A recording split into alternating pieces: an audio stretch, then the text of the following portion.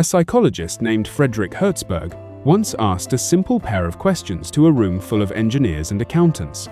Tell me about a time at work when you felt terrible. Now tell me about a time at work when you felt genuinely excited. He expected some overlap between the two lists. He got almost none. Herzberg was not some outside consultant chasing a theory.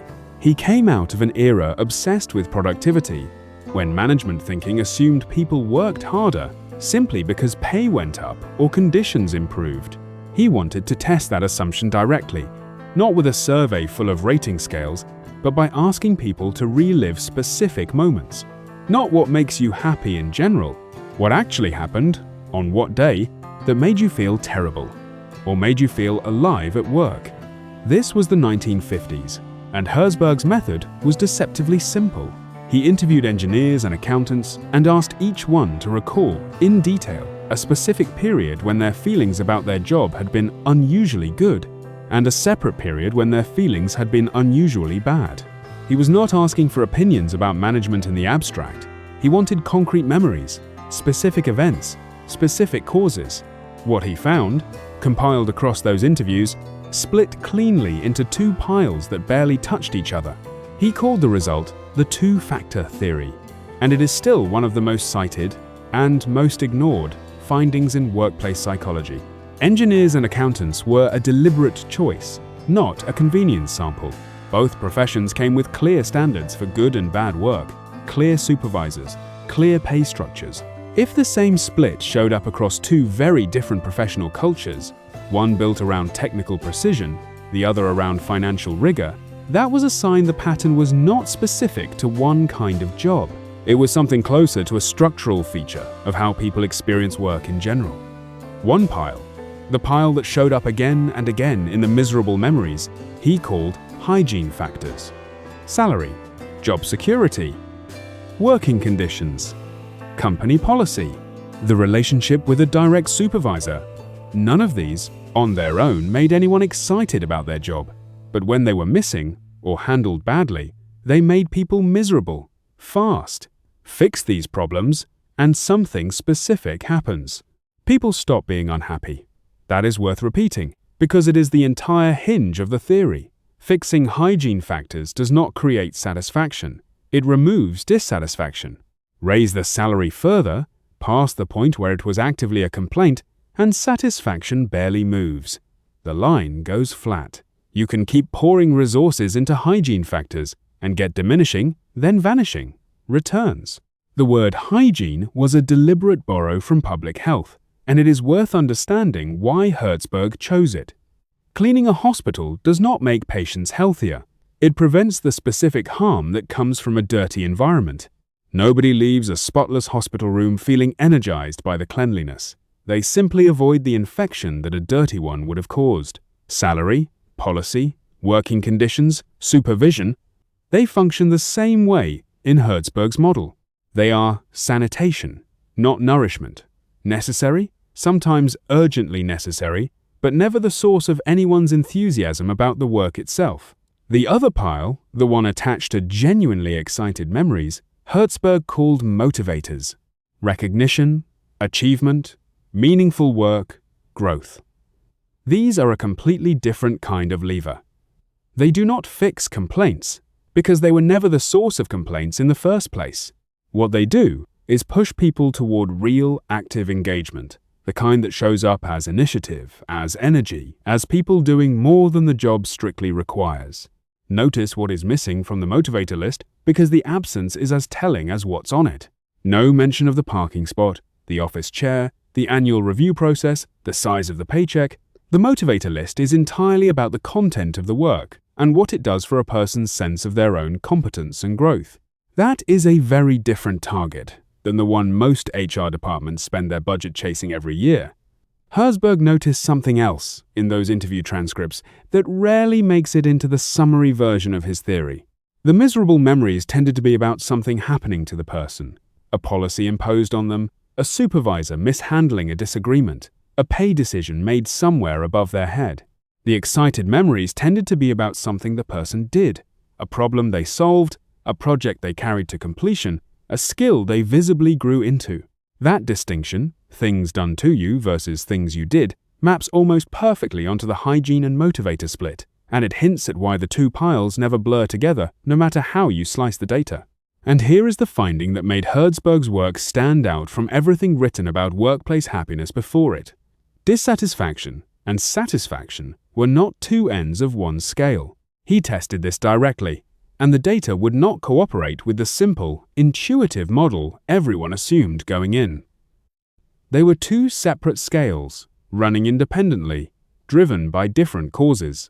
A company can fix every single complaint its workers have about pay, about conditions, about policy, and still end up with a bored, checked-out workforce because none of that hygiene work ever touched the motivator side of the ledger. Most management thinking before Herzberg, and honestly a fair amount after him, assumes a single dial running from miserable on one end to thrilled on the other. Turn the dial up with a raise. Morale should climb accordingly. Herzberg's interviews kept producing evidence against that picture. People who described their working conditions as excellent, no complaints about pay, no complaints about their supervisor, would still describe long stretches of feeling flat, indifferent, going through the motions. Meanwhile, people dealing with real hygiene complaints, a difficult commute, an awkward office layout, could still describe genuine bursts of excitement tied to a specific achievement. The two scales really were running on separate tracks. Picture a manager sitting in a leadership meeting, watching a company-wide raise get approved. Everyone on the team will see a bump in their paycheck next month. The manager expects, reasonably, that morale will follow. 3 months pass. Engagement scores come back, and they have not moved. Not up. Not meaningfully. The manager is confused, maybe a little defensive. We just gave everyone more money. Why isn't anyone more engaged? Herzberg's framework answers the question directly, even though it was written decades before this manager's meeting happened. The raise did real work. It resolved a hygiene complaint, maybe a long-standing one, maybe one that had been quietly driving people to update their resumes. That complaint is gone now, and that matters. But removing a complaint was never the same job as creating motivation, and the raise was never built to do the second job. It touched one scale and left the other exactly where it was. Imagine sitting in that same meeting 3 months later, watching the engagement numbers land on the screen, flat where everyone hoped for a jump. The instinct in the room is almost always to reach for a bigger version of the same lever. Maybe the raise wasn't large enough. Maybe next quarter's bump needs to be bigger to really move the needle. That instinct is exactly the trap Herzberg's data warns against. Pushing further on a hygiene factor that has already crossed the threshold where it stopped being a complaint produces almost nothing. The team is not underpaid anymore. They were never going to get excited from a number on a payslip climbing higher still. Now picture a different manager on a different team, dealing with a hard project that just wrapped after months of difficult, occasionally miserable work. Instead of a raise, this manager does something that costs almost nothing in dollar terms. Public credit, specifically named, specifically detailed, delivered in front of the people whose opinions the team cares about. And, beyond the credit, real ownership, letting the person who did the hard work own the visible outcome going forward, rather than folding it back into a shared pool where no one person is associated with it. The energy shift here is real, and it happens fast, faster than any hygiene fix ever manages. Achievement, recognized. Meaningful work, named as meaningful, out loud, by someone whose opinion carries weight. This is the motivator side of Herzberg's ledger, and it produces exactly the kind of engagement that a raise, on its own, structurally cannot. Watch how differently these two scenes actually unfold in a room. The raise gets communicated through a payroll notification, an email, a line item that shows up quietly with the next paycheck. Nobody applauds it, nobody discusses it in the hallway the next morning, because there is nothing to discuss. It is a number that changed. The public credit scene looks completely different. Somebody's name gets said out loud, attached to specific work, in front of people whose respect they care about. That moment gets remembered, repeated, sometimes retold months later as a story about when the work finally got noticed. One event fixes a complaint quietly, the other creates a memory people keep coming back to. Here's what nobody tells new managers. The instinct to reach for money first isn't wrong exactly. It's just aimed at the wrong problem. Pay fixes pain. It was never designed to manufacture enthusiasm, and expecting it to is a bit like being surprised a painkiller didn't make you happy. This is also why some of the highest paid teams in an industry still report burnout and quiet disengagement, a pattern that looks contradictory until you see it through Herzberg's split. Money buys you out of dissatisfaction. It is very good at that job, and it is worth doing well. It does not buy you motivation, because motivation was never sitting on that scale to begin with. A team can be paid well above market, working in genuinely comfortable conditions, with every hygiene box checked, and still be flat, indifferent, going through the motions, because nobody has touched the second scale in months, maybe years. This shows up most clearly in industries where compensation is already at the top of the market, the kind of jobs where a stranger hearing the salary would assume nobody there could possibly be unhappy. And yet, burnout surveys keep landing on exactly these teams. The paradox dissolves the moment you stop thinking of pay and motivation as points on the same line. A well-paid, burned-out employee is not lying about being miserable, and they are not being ungrateful either. They are describing two entirely separate deficits at once, one that money already solved, and one that money was never capable of touching. Here's where most managers get this wrong in a way that costs them repeatedly. They treat both lists as one lever, same dial. Just push harder. The mistake, and it is an extremely common one, is treating both lists as though they were interchangeable. Increase pay. Expect enthusiasm to follow. Get confused when it doesn't show up. Improve the office, upgrade the software, streamline a clunky policy, and expect the same team to suddenly feel inspired to reach further, work harder, care more. None of that is unreasonable to expect if you believe satisfaction and dissatisfaction sit on the same line. But Herzberg's data says they don't.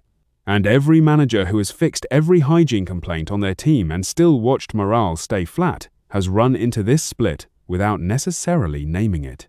There is a specific, recurring cycle this mistake produces, and it is worth naming because it repeats across industries. A team complains. Management responds with a hygiene fix, more pay, better equipment, a policy change. Complaints quiet down for a while. Engagement never actually rises, it just stops being visibly bad. Management interprets the quiet as success and moves on. Months later, the same flatness resurfaces in a different form. Quiet resignations, slower output, people doing exactly what's asked, and nothing more. Without the motivator half of the ledger ever getting addressed, that cycle can repeat indefinitely, each round consuming budget that never buys the thing it was meant to buy. In my view, this is one of the most undertaught ideas in management training. Everyone learns to run an employee satisfaction survey. Almost nobody learns that the survey is quietly measuring two unrelated things at once, and that fixing one does nothing for the other. The split means removing pain and creating motivation are two separate jobs, run on two separate systems, and skipping the second one leaves you with a comfortable, well-paid, indifferent team. Comfortable is not the same as engaged. A team with no complaints is not automatically a team with energy. It is entirely possible, and in Herzberg's research entirely common, to have both a satisfied absence of complaints and a total absence of drive sitting side by side in the same group of people. Part of why this idea struggles to stick in management training is that it doesn't flatter the easiest solution. A raise is simple to approve, easy to communicate, easy to measure. Recognition, ownership, meaningful work, those require a manager to actually know their people, to notice specific contributions, to hand over real responsibility instead of just funding a bigger number. It is much easier to build a training program around the first kind of fix than the second, even though Herzberg's own data points squarely at the second. So here is the practical fix. If your team seems flat despite good pay and good conditions, stop tuning hygiene factors. You have likely already fixed what needed fixing there, and further tuning is producing nothing, because that line went flat a while ago. Look instead for what is missing on the motivator side. Is anyone getting real, specific recognition? Not generic praise, but named credit for named work. Is anyone being handed real ownership over something visible, something they can point to as theirs? Is the work itself connected, out loud, to something that matters? Or does it just arrive as a task with no context attached? Those questions live on a different scale than the one your compensation team manages, and they need a different kind of attention entirely. None of these questions require a budget increase to answer. They require attention, the kind that notices who actually did the hard part of a project, and says so, specifically, where it will be heard. They require the discipline to hand off ownership instead of quietly absorbing credit at the manager level. None of it shows up on a compensation spreadsheet, which is exactly why it gets skipped so often, even by managers who genuinely want their teams to feel more alive at work. There is a simple audit worth running on your own team before the next planning cycle. List the last 5 things you did to keep people happy. Most managers, being honest, will find that list dominated by hygiene items, a fixed compensation review, a new coffee machine, an updated policy document nobody asked for. Then list the last 5 times you gave someone specific, named recognition for a specific piece of work, or handed someone real ownership over something that used to belong to you. If that second list is thin, you have found exactly where Herzberg's split is quietly costing you, long before any survey would ever tell you so directly. A psychologist once asked a room of engineers and accountants 2 questions and got 2 lists that never touched. Miserable and excited were not opposites. They were separate problems, needing separate solutions. If your team is well paid, comfortable, and still flat, you have not failed to fix the hygiene list. You have simply never touched the other one. Subscribe if you want the next theory before your next one-on-one, because this channel is where the ideas that actually fix flat teams live.